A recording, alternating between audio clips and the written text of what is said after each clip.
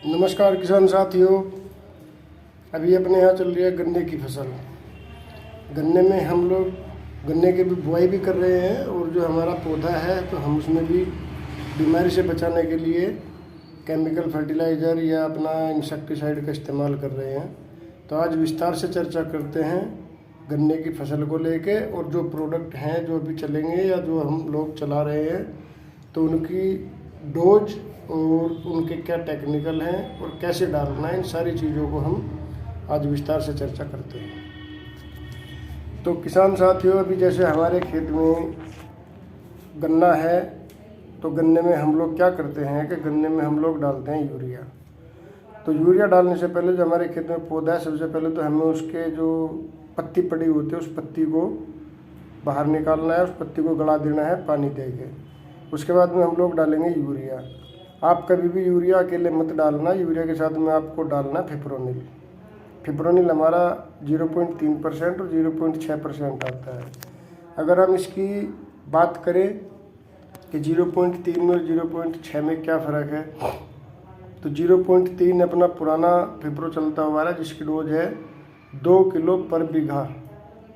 2 kilo पर बीघा it means इसकी जो पूरी डोज आएगी वो आएगी 10 किलो 1 एकड़ खेत में।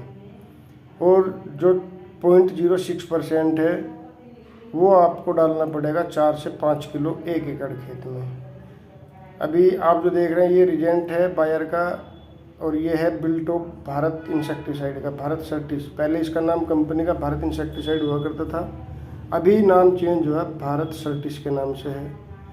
अच्छी कंपनियां हैं। आपके नियर में जो मार्केट है, हर मार्केट में आपको फिप्रोनिल 0.6% मिल जाएगा, 0.3% भी मिल जाएगा। बस आपको करना क्या है कि जब आप यूरिया डालें तो 5 से 6 किलो पर बीघे का यूरिया, यानी आपका अगर 1 एकड़ का खेत है तो 30 से 35 किलो यूरिया डालें। 25 से 30 किलो ही काफ़ी होता है वैसे तो, बाकी अगर ज़्यादा डालना चाहते तो आप 35 किलो तक डाल सकते हैं। उसमें 4 किलो फिप्रोनिल डालें 0.6% वाली, और दोनों को मिक्स करा के डाल दें। अभी ये हमारा है सल्फ़र। सल्फ़र क्या है कि हमारे पास सल्फ़र 2 तरह का होता है, एक होता है 80% WDG, एक होता है 90%।